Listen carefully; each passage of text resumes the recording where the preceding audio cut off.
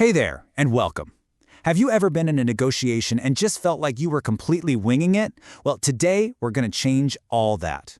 We are turning negotiation from something that feels like an improvised art into a straight-up strategic science. We're going to build a blueprint together that'll give you the confidence to win any deal. So let's kick things off with a question that, let's be honest, probably keeps a lot of us up at night. It's that nagging voice in your head after a big meeting, right? That little thought that says, man, could I have gotten a better deal? We've all been there. And that fear of leaving value on the table, it's real. But the good news is, it is absolutely avoidable. And this is the simple truth that changes the entire game. You see, the difference between a pretty good outcome and a fantastic one, it's almost never about luck or who's the most charismatic person in the room. It all comes down to preparation. In the world of negotiation, the best, most well-thought-out plan, well, it almost always wins. Okay, so let's really dig into this idea of why planning is everything. I mean, the data on this couldn't be clearer. Better planning consistently, and I mean consistently, leads to better outcomes. This is the behind-the-scenes work, the stuff you do before you even shake hands, that really determines whether you're going to succeed. So, what is a negotiation plan, really? Let's not overcomplicate it. It's not some 100-page mystical document. It's simply this: a deliberate scheme, a roadmap that's designed to get you where you want to go. That's it. It's your path from A to B. And here is that exact roadmap. This is the 4-step blueprint we're going to walk through. First, we develop our objectives. Then, we analyze the other side. Third, we establish our own position. And finally, we design the strategy to bring it all home. Let's jump in. All right, step 1. This is the foundation for everything else.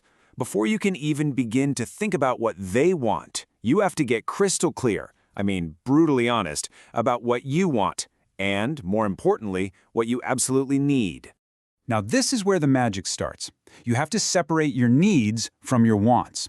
Your needs are your must-haves, the non-negotiables. If you don't get these, you walk away. Simple as that. Your wants, on the other hand, are the nice-to-haves. You'd like them, sure, but you can live without them. Getting this distinction right is the bedrock of your entire strategy.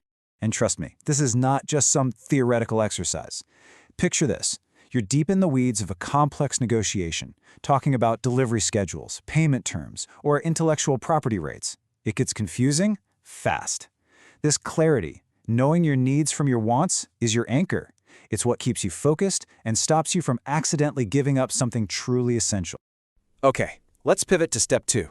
This is where we shift our focus from ourselves to the other side of the table. You've figured out your position. Now it's time to put on your detective hat and figure out theirs. It's time to do your homework. So, where do you find this intel? Well, you can start by diving into trade journals. Look at their financial records, especially if they're a public company. And you know what? Don't ever underestimate the power of just asking around in the industry. The more you know about their personality, their history, their negotiation style, the better off you're going to be. Now, as you're gathering all this info, it is critical to separate facts from issues. Here's what I mean. A fact is something verifiable, like their company's stock dropped 10% last quarter. An issue, on the other hand, is the topic to be resolved, like how that stock drop might make them more flexible on your payment terms. See the difference? Facts are the what, issues are the so what.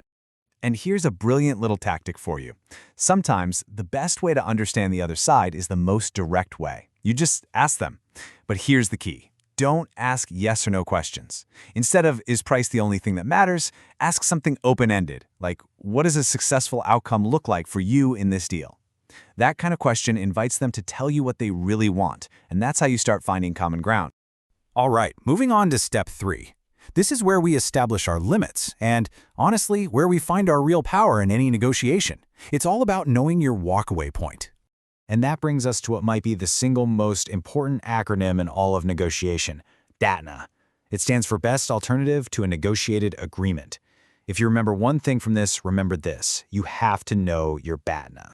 Now here's the thing about your BATNA. It's not just some sad little backup plan. Oh no, it is your greatest source of power. It's the thing that gives you the confidence to look them in the eye and say, no thank you, because you know you have a better option waiting for you.